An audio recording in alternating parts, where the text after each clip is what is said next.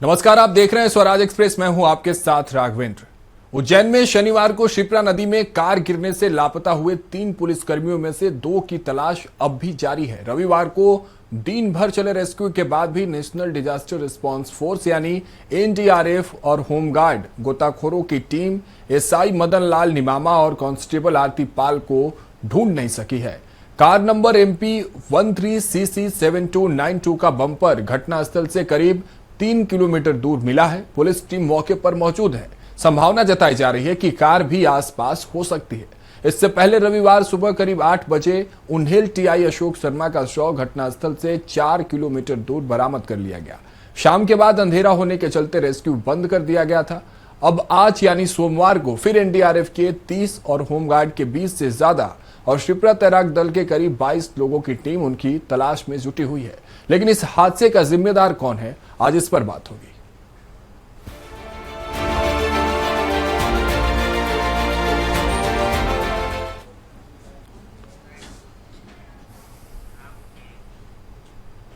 तो देखिए, आज उज्जैन हादसे का आखिर जिम्मेदार कौन है, इस पर हम बात करेंगे। लेकिन हादसे का लाइव वीडियो भी सामने आया है जिसमें देखा जा सकता है कि कार किस तरह से पुल से नीचे जा गिरी है।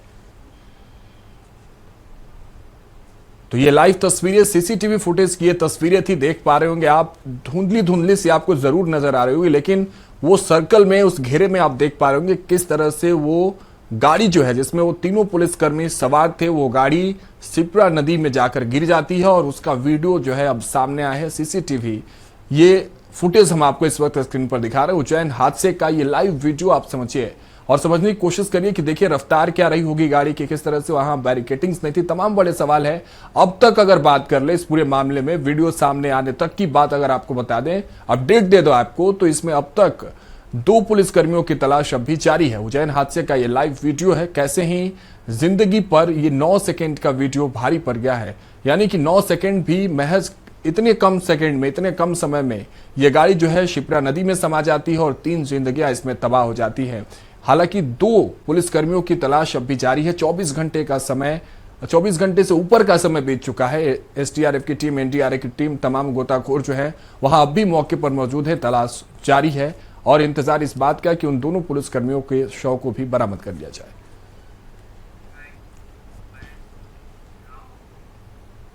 तो उज्जैन में शनिवार रात को शिप्रा के बड़े पुल से कार गिर गई। इसमें उन्हेल थाना प्रभारी अशोक शर्मा, एसआई मदन लाल निनामा और महिला कांस्टेबल आरती पाल सवार थी। ये तीनों तस्वीरें देखिए स्क्रीन पर, वो तीनों पुलिसकर्मियों की तस्वीर हैं।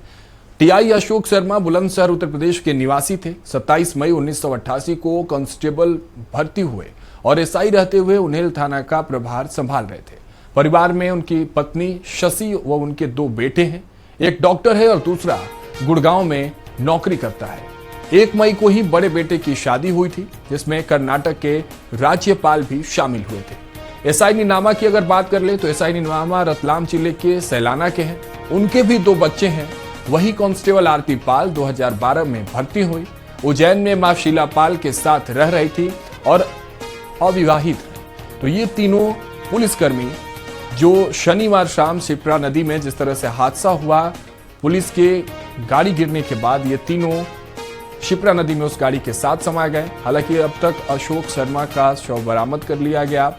उनके दाह संस्कार की भी तस्वीरें हमने आपको दिखाई। लेकिन अब तक इन 2 पुलिसकर्मियों की तलाश जारी है और इन तीनों के विषय में हम आपको अभी बताएं कि किस तरह से इनकी ज्वाइनिंग हुई, कहां वो पदस्थ थे और इनके परिवार में आखिर कौन कौन है।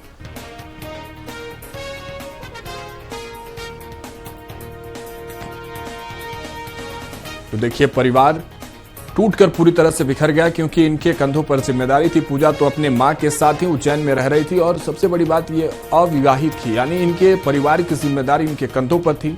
वही अगर अशोक शर्मा की बात कर लें तो उनके भी 2 बेटे हैं, एक पत्नी भी है। अब पूरे घर में जो है वो मातम का माहौल देखने को मिला। परिवार जो है इनके टूटकर पूरी तरह से बिखर गए।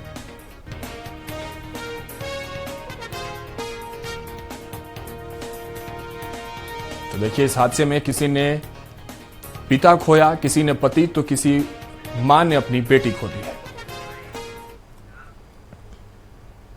वही उन्हेल थाना प्रभारी अशोक शर्मा शनिवार शाम थाने पर थे। इसी दौरान नाबालिग के अपहरण की लोकेशन मिली। कि वो उज्जैन चिंतामन क्षेत्र में है। इस पर शर्मा ने एसआई अंतर सिंह मंडलोई को फोन कर कहा कि महिला कांस्टेबल के साथ चले जाओ। गणेश विसर्जन ड्यूटी में देर हो रही थी, तब शर्मा ने कहा कि मैं खुद चलता हूं। थाने में एसआई मदन लाल नीनामा को साथ लिया। सरकारी गाड़ी स्टार्ट नहीं हुई तो महिला कांस्टेबल पाल की नई कार से निकल पड़े। शाम करीब 7:30 बजे थाने से रवाना हुए। टीआई रास्ते में 8:35 पर घर भी पहुंचे। पत्नी शशि ने पानी पिलाया। बेटे से कहा कि स्टाफ नीचे गाड़ी हादसे की वजह रेलिंग हटाकर पुल खुला छोड़ा।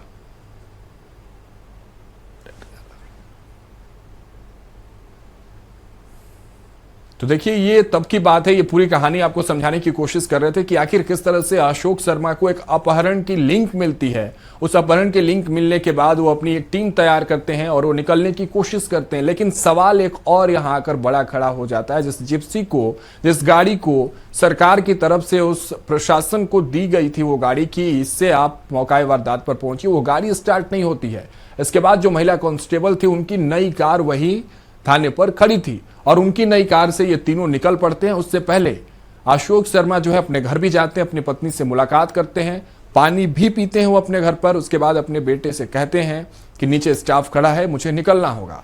उसके बाद ये तीनों लोग निकलते हैं और निकलने के बाद अब जो तस्वीरें इसके बाद सामने आती है, जिस तरह से शिप्रा नदी पर गाड़ी जो इनकी है वो शिप्रा नदी में समा जाती है, उसके सीसीटीवी फुटेज भी हमने आपको दिखाए। और इस पूरे घटना के बाद हम ये बताने की कोशिश कर रहे हैं और ये भी जानना बेहद जरूरी होता है कि इस पूरे हादसे का आखिर जिम्मेदार कौन था।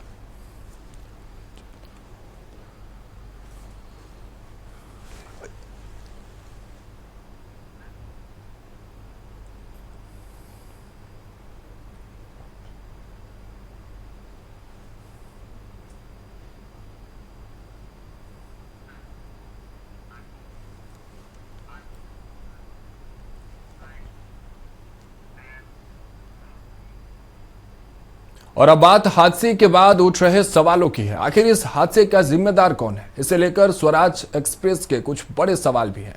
पुलिस को मिली सरकारी गाड़ी आखिर स्टार्ट क्यों नहीं हुई, यह भी अपने आप में एक बड़ा सवाल। और दूसरा सवाल, आखिर किसने शिप्रा पुल की रेलिंग हटाकर पुल को खुला छोड़ दिया?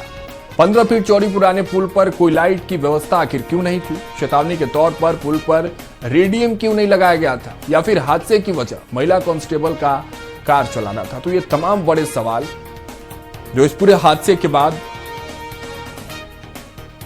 अब सामने हैं। सवाल ये भी कि आखिर वो सरकारी गाड़ी कैसे स्टार्ट नहीं हुई, क्यों स्टार्ट नहीं हुई? सवाल ये भी कि चेतावनी के तौर पर आखिर पुल पर रेडियम क्यों नहीं लगा हुआ था? या फिर हादसे की वजह महिला कांस्टेबल का कार चलाना तो नहीं था? ये तमाम बड़े सवाल अब ये जांच का विषय बन गया है और जांच के बाद पता चल पाएगा कि आखिर वजह क्या रहा। क्या प्रशासन की तरफ से कोई चूक या कोई यातायात प्रशासन की तरफ से कोई चूक हुई है? 15 फीट चौड़े पुराने पुल पर कोई लाइट की व्यवस्था क्यों नहीं थी? क्योंकि बात यह भी सामने आ रही थी कि वहां अंधेरा था और अंधेरे की वजह से कार जो है अनियंत्रित हो गई और इसी अनियंत्रण की वजह से कार जो है वो शिप्रा नदी में चली गई। तो ये तमाम बड़े सवाल जो इस ओर इशारा करते हैं और इस बात का यही खुलासा करेंगे कि उज्जैन हादसे का आखिर जिम्मेदार कौन है, कैसे ये पूरी घटना घट गई। ये सिर्फ अपने आप में घटना नहीं बल्कि परिवारों की उजड़ने की एक तस्वीर भी है। कहीं एक मां ने अपनी बेटी खो दी क्योंकि पूजा अपने मां के साथ उज्जैन में रहती थी, कहीं किसी बेटे ने अपना पिता खो दिया, किसी पत्नी ने अपना पति खो दिया।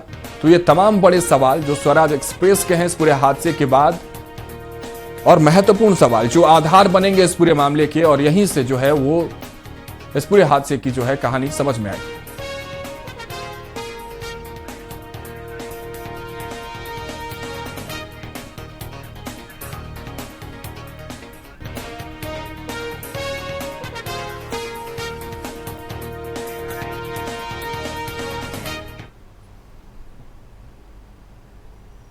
तो चलिए, तमाम बड़े सवाल हैं स्वराज एक्सप्रेस के, ये इसके जवाब तो जांच के बाद पता चलेंगे। लेकिन मौके से हमारे सहयोगी संवाददाता मयंक गुर्जर जुड़ चुके हैं। मयंक से समझते हैं, मयंक क्या अपडेट है आपके पास, क्या जानकारी है? क्योंकि 24 घंटे से ऊपर का समय है, आप लगातार वहां बने हुए हैं, पल पल की जानकारी आप साझा कर रहे हैं। अभी की अगर बात कर लें, क्योंकि सुबह जब हम आपसे बात कर रहे थे तो नंबर प्लेट और बम्पर गाड़ी का मिला हुआ था, अब किस तरह की वहां बात कही जा रही है? प्रशासन क्या कुछ कह रहा है? कोई लिंक, कोई सुराग? क्योंकि अब सबकी आंखें उसकी तरफ है मयंक कि कोई तो लिंक मिल जाए, सुराग मिले जिससे उन दोनों कांस्टेबल को भी बरामद कर लिया जाए, उनके 100 को भी। क्या चल रहा है वहां मयंक?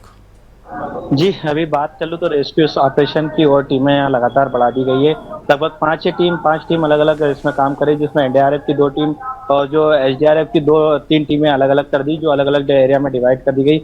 आप मेरे पीछे की ओर देख सकते हैं कि बोट से जो अन्य बोटें तैयार की जा रही है, अन्य टीमें और तैयार की जा रही है, क्योंकि जो बम्पर मिला था वहाँ सिर्फ बम्पर वहाँ काफी तलाश की गई एसडीआरएफ और एनडीआरएफ की टीम के द्वारा, कुछ वहाँ पर मिला नहीं, जिसके बाद से लगातार और रेस्क्यू ऑपरेशन में अब ज्यादा टीमें जो बुलाई गई है एसडीआरएफ की और ज्यादा टीमों को यहाँ अलग अलग भागों में डिवाइड कर जो है लगाया गया है। अब देख सकते हैं मेरे पीछे की ओर जो सामने की ओर जो 2 ब्रिज हैं, ब्रिज के समांतर 2 ब्रिज है, उसी के ब्रिज की उस साइड से जो है कार उधर से आते हुए गिरी थी, जो अशोक शर्मा उसमें टीआई यूनेल और एक सब इंस्पेक्टर एमएल निनामा और एक महिला आरक्षक आरती पार उस गाड़ी में सवार थी। बताया जा रहा था कि जो शुरू में पता चला था कि गाड़ी आरती पाल चला रही है, लेकिन वो भी एक संदेह की स्थिति कि गाड़ी कौन चला रहा था, अभी एक क्लियर नहीं हो पाया है। और जो है पूरी जांच भी चल रही है पूरे मामले की, और एक सीसीटीवी भी अभी कुछ दिन पहले आपने दिखाया था कि एक सीसीटीवी वायरल हुआ है, जिसमें जो गाड़ी चलाते हुए गिरी अचानक आके, और जब से ही तलाश चली जा रही है, कुछ प्रत्यक्षदर्शियों ने जो गाड़ी थी वो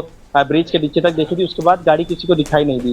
गाड़ी नहीं दिखने के कारण वह पता नहीं चल पाएगा कि गाड़ी किस दिशा में गई, क्या गई। जब से लगातार रात को ही 8 बजे से एसडीआरएफ की टीम ने लगभग रात 2 बजे तक ये तलाशी अभियान चलाया, लेकिन अंधेरा अधिक होने के कारण, पानी का बहाव ज्यादा होने के कारण सफलता नहीं मिल पाई और जो है रेस्क्यू ऑपरेशन रोक दिया गया था। रेस्क्यू ऑपरेशन रोकने के बाद जो आज सुबह फिर एसडीआरएफ की टीम ने सुबह 6 बजे रेस्क्यू ऑपरेशन चलाया।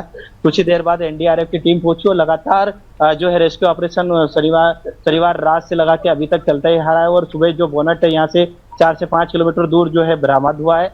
बरामद होने के बाद वहाँ भी जो है कुछ आशंका जताई जा रही थी कि नीचे कुछ फंसा हुआ, वहाँ पर भी जो है एसडीआरएफ और एनडीआरएफ की जवान नीचे उतर कर जो है उन्होंने वहाँ पर सर्चिंग की, लेकिन वहाँ कुछ नहीं पाया गया। सिर्फ बोनट है जो यहाँ से वहाँ तक गया था, वो जो है अभी लिया गया है जब्ती में। इसी के साथ है जो सर्चिंग लगातार चली जा रही है। मयंक, वहां जो प्रशासन है, मैं देख पा रहे होंगे, पुलिस प्रशासन भी काफी मात्रा में काफी मौजूद है, उनसे आप बातचीत करने की कोशिश करिए, उनसे पता लगाइए या उनसे बात करिए, जानिए कि क्या कह रहे हैं वो, कितना समय और लग सकता है, क्या कुछ उनको लिंक मिल पा रहा है और किस तरह से और भी अभियान को तेज गति से चलाने की बात कह रहे हैं। मयंक कि जो प्लाटून कमांडर है हेमलता जी, मैं उन्हीं से चर्चा करा देता हूँ कि किस तरह से अभी टीमें कितनी लगी हुई, कितने लोग यहाँ पर लगे हुए हैं। मैं चर्चा करा। मैडम, कितनी टीमें यहाँ पर लगी हुई है और किस तरह से रेस्क्यू ऑपरेशन और तेजी ला रहे हैं? कल भी यहाँ पर दिन भर रेस्क्यू चला, इसके बाद हमने 2 टीम और बढ़ाई है। इस क्षेत्र में 1 टीम हमारी काम कर रही है, आगे 2 टीमें हमारी और काम कर रही है। बाकी जहाँ पर भी बोनट मिला था वहाँ पर भी डीप डाइवर्स को उतार के सर्च किया गया, लेकिन अभी तक कोई क्लू नहीं मिला है। लेकिन उसके आसपास के एरिया में हमारी टीम लगाई गई है कि जो कंटिन्यू सर्च कर रही है। आपकी टीम के साथ कौन कौन लोग इसमें काम कर रहे हैं? एनडीआरएफ की है? हाँ, एनडीआरएफ की टीम भी है, प्लस स्थानीय गोताखोर है, वो भी अपने प्रयास कर रहे हैं। तो क्या लगता है तब तक क्या होगा?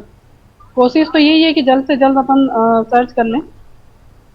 जी, बात कर ले, कुछ स्थानीय गोताखोर भी है, इनसे बात कर लेते हैं। भैया, आप भी सर्च कर रहे हैं, अभी एसडीआरएफ एनडीआरएफ के साथ लगे हुए, क्या देखते हैं कि सर हम पूरी रात से लगे हुए हैं। हम गोताखोर हैं और और भी और लोग हैं हमारे साथ जो गोताखोर में गोता लगा के उनको चेक कर रहे हैं कहाँ पर। आपके कितने लोग होंगे जो इसमें? हाँ, हमारे 12-13 लोग हैं। शिप्रा घाट गोताखोर, हर एक वस्तु स्थिति पता? हाँ, पता है। आपको कैसे पता चला था जब ये यहाँ गणेश जी ठंडे हो रहे थे, कुछ 2 लोगों ने बोला था इस साइड गाड़ी गिरी हुई, कुछ 2 लोगों ने बोला था कि इधर गाड़ी गिर गई। उसके बाद फिर हम इधर हलचल वलचल देखी तो हम इधर कूदने का भी प्रयास करा था।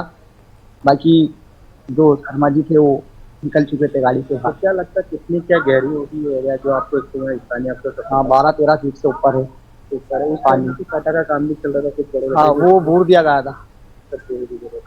तो और पूरी जारी रखी है हमने। जब एक्सीडेंट हुआ था उसके बाद आप भी क्या जुटे थे, कोशिश करी थी निकालने की? हाँ, पूरी रात से लगे, उसी रात से हम अभी तक संघर्ष कर रहे हैं, ढूंढने का प्रयास कर रहे हैं। अब स्थानीय भैया जब गाड़ी गिरी थी, कहाँ तक गाड़ी देखी गई थी? उसके बाद कौन गाड़ी उस वाले ब्रिज से नीचे फ्लोर हो गई थी। उसके बाद हमने इधर भी पूरा गाड़ी देखी भी करके सफलता नहीं हुई, पानी बहाव ज्यादा था। क्या लगता है स्थानीय लोग कब तक क्या हो जाएगा? ढूंढने का प्रयास तो है, ढूंढ लिया, अच्छी बात है।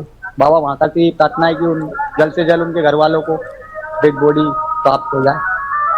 देखा मैंने कुछ स्थानीय लोग और मयंक SDR की देखिए, प्राथमिक एक बात कमांडर। तो यह है, सर्चिंग अभियान लगातार जारी है 24 घंटे। अब बात कर ले 30 या 32 घंटे से अधिक का समय हो गया है, लगातार ऑपरेशन, सर्चिंग ऑपरेशन जारी है। लेकिन जब यह हादसा हुआ मयंक, तो ये समझने वाली बात होगी, शिप्रा का बहाव जो था वो तेज गति से था, लेकिन अब जो है हम आपके पीछे देख पा रहे हैं, आप जो तस्वीरें दिखा रहे हैं, नदी में ठहराव नजर आ रहा है। इसको लेकर किस तरह से तैयारी की जा रही है और किस तरह से रणनीति, क्योंकि अलग रणनीति बनानी पड़ेगी। आप उस एंगल को समझना होगा, उस नदी के उस बहाव को समझना होगा, तब जाकर कहीं ना कहीं सर्चिंग ऑपरेशन में जो है मुझे लगता है कि सफलता मिल पाएगी। इसको लेकर क्या कुछ बात कही जा रही है? सामने की ओर एक पिलर देख रहे होंगे नदी का। इस पिलर जो कि आधा है, इस पिलर के बराबर जो समांतर जो पिलर दिख रहा है, इसके कुछ और ऊपर करीबन 5 से 10 फीट ऊपर उस समय जो है शिप्रा नदी बह रही थी, रौद्र रूप अपना धारण कर रखा था। जिसके बाद मतलब जब SDRF की टीम उतरी थी तो काफी परेशानी जो है सामना करना पड़ा। एक छोटा सा मंदिर भी आप देख रहे होंगे, मंदिर के समांतर यहाँ पर पानी था। काफी परेशानी SDRF की टीम को करना पड़ी, रात में स्थानीय गोताखोर को करना पड़ी, क्योंकि वे नदी में जो है टिक ही नहीं पा रहे थे। काफी रस्सी के माध्यम से बांध कर खोजने की कोशिश करी, लेकिन सफलता नहीं मिली। पानी का अधिक बहाव था, लेकिन 2 दिन में आज तक, कल भी पानी का बहाव लगातार कम हुआ, आज और कम हुआ, लेकिन बहाव अभी भी है। या नहीं कह सकते कि पानी का जो बहाव कम हुआ है, लेकिन पानी का बहाव जरूर कम हुआ। आप देख सकते हैं कुछ पेड़ियां भी जो है पानी यहाँ से उतरा, आप गिली ये देख सकते हैं। और ये बहाव कम हुआ, लेकिन पानी का बहाव जो लेवल है कम हुआ, लेकिन बहाव अभी थोड़ा तेज है, जिससे काफी परेशानी का सामना टीमों को अभी भी करना पड़ रहा है। कुछ यहाँ से सामने की ओर आप देख रहे हो, कुछ बोट्स खड़ी है, NDRF की टीम खड़ी है। वहां पर एक पाला बना हुआ है, जहाँ पर एक पानी को स्टोरेज करने के लिए, घाट के लेवल को मेंटेन करने के लिए एक पाला बनाया गया है। उस पाले के वहां पर भी लगातार ये जो है टीमें वहां जो है बहाव तेज होने के कारण, अभी जो बहाव तेज है उसके कारण वहां पे जो है टीमें उतर नहीं पा रही है, और लगातार सर्चिंग स्थानीय गोताखोर भी कर रहे हैं, जिसमें एक जो करते समय एक जो है स्थानीय गोताखोर भी फिसला था, जिससे कि मौजूद टीम ने जो है बचाया था। और काफी जो मशक्कत जो टीमें कर रही है, जिसमें लगभग SDRF के 25 से 30 लोगों की टीमें, जिसमें उन्होंने अलग अलग जो डिवाइड कर रखी है। इसमें खुद मॉनिटरिंग SDRF होमगार्ड के कमांडेट कर रहे हैं। साथ ही NDRF की 30 सदस्यीय जो है वाराणसी यूनिट की टीम है, ये जो है मौसम को लेकर जो धार जिले के नर्मदा क्षेत्र में जो है तैनात थी, इसको रात में ही एसपी जो पुलिस यहाँ के प्रशासन द्वारा सूचना दे दी गई थी। सूचना के बाद जो है टीम यहाँ पर जो रात में वहां से निकल गई थी, और सुबह होते पहुंचते थे। उन्होंने लगातार जब से सर्चिंग चला रहे, जो कि आज दिनांक तक चला रहे, 30 सदस्य टीम उसमें शामिल है। इसी के साथ स्थानीय जो 12 से 15 जो यहाँ तैराक है, जिन्हें इस नदी के भौगोलिक स्थिति से लेकर सभी स्थिति उन्हें पता है कहाँ कितना जल स्तर क्या गिरा, वो खुद सर्चिंग जो इस टीमों के साथ करें। उसी के अलावा एक एक्सपर्ट टीम जो यहाँ से जिले की महतपुर की एक जो है किले की टीम है, उसको बुलाया गया है। किले की टीम के द्वारा जो महतपुर की टीम के द्वारा वो भी सर्चिंग कर रहे हैं। उनके भी करीबन 12 से 15 लोग हैं इसमें सर्चिंग कर रहे हैं। उसी के साथ उज्जैन की टीम 12 से 15 लोग जो हैं, उसी के साथ और भी जो इस नदी से वाकिफ है, इस नदी से जो अच्छे से वाकिफ है, वे भी जो है जो रहवासी हैं वे मदद कर रहे हैं। साथ में नगर निगम द्वारा सभी संसाधन उनके उपलब्ध है। NDRF के आधुनिक जो संसाधन है, सभी तरह के संसाधन वे यूज करें। डीप ड्राइव सहित जो 1 से जवान है, 1 से 2 जवान जो नदी के अंदर तक जा रहे हैं, तह तक जाके जो है तलाश कर रहे हैं। बात कर लो कुछ इसमें लापरवाही भी देखने को मिली है। ये जो ब्रिज है, ब्रिज पर उस समय जब गाड़ी आ रही थी उस समय रेलिंग नहीं थी। बताया जाता है कि बारिश के समय रेलिंग सभी ब्रिजों की खोल दी जाती है, लेकिन इस ब्रिज पर दबाव अधिक रहता है, क्योंकि ये बनेगर को जोड़ने वाला ब्रिज है सिटी से, और दो ब्रिज समांतर बने हुए, एक आने के लिए और एक जाने के लिए। जाने वाले ब्रिज के दौरान भी जो अशोक शर्मा साहब है, वे एक गोराड़े सांगा की जो युवती गुम हुई थी, अपहरण का एक मामला था, 363 का मामला था, उसमें जो दस्तियाबी हेतु जा रहे थे, वो घर पे कुछ देर रुके और कुछ उनकी जो स्टाफ था वो आया और वो गाड़ी में बैठ के चल दिए। घर से मुश्किल, यहाँ से उनकी घर की दूरी भी 2 से 3 किलोमीटर घर से निकली, और मुश्किल से 5 से 7 मिनट हुए होंगे और ये हादसा हो गया। यहाँ पर उस समय जो एक पुलिस जवान विसर्जन को लेकर, या पुलिस जवानों की ड्यूटी भी थी। मयंक, एक और बात सामने है, जिस तरह से आप लापरवाही की बात कर रहे हैं, ये भी बात सामने आ रही है कि उस पुल पर कहीं कोई लाइट की व्यवस्था नहीं थी, बैरिकेडिंग तो हटा दी गई थी, आप लापरवाही की बात कर रहे हैं, तो लाइट की भी व्यवस्था कैसे है ये भी जरा सा बता दीजिए, क्योंकि हो सकता है कि अंधेरे की वजह से अनियंत्रित होकर वो गाड़ी नदी में गिर गई हो।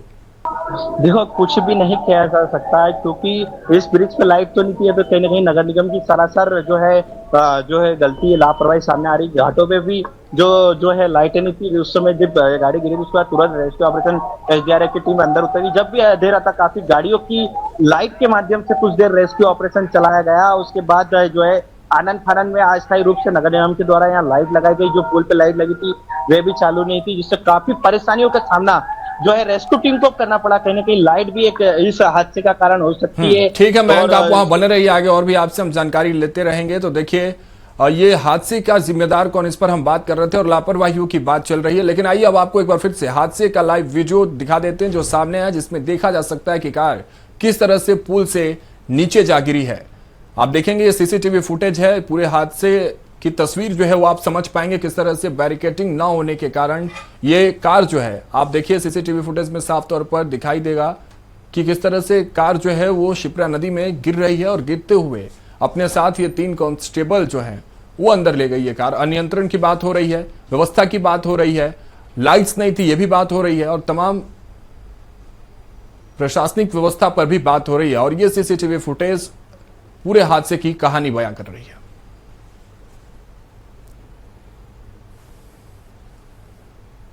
तो उन्हेल थाना प्रभारी अशोक शर्मा शनिवार शाम थाने पर थे। इसी दौरान नाबालिग के अपहरण में लोकेशन मिली।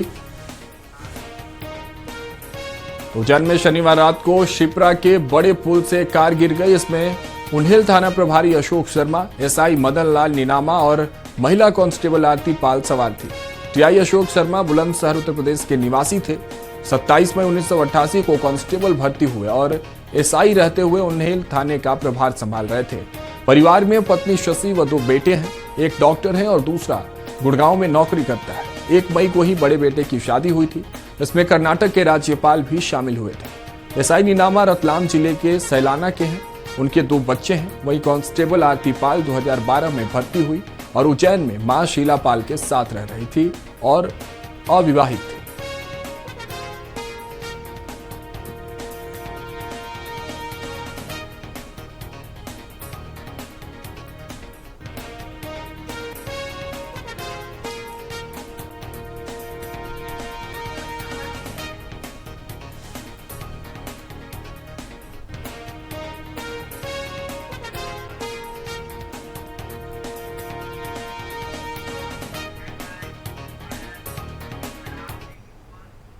तो इस खास पेशकश में मेरे साथ इतना ही। आप देखते रहिए स्वराज एक्सप्रेस।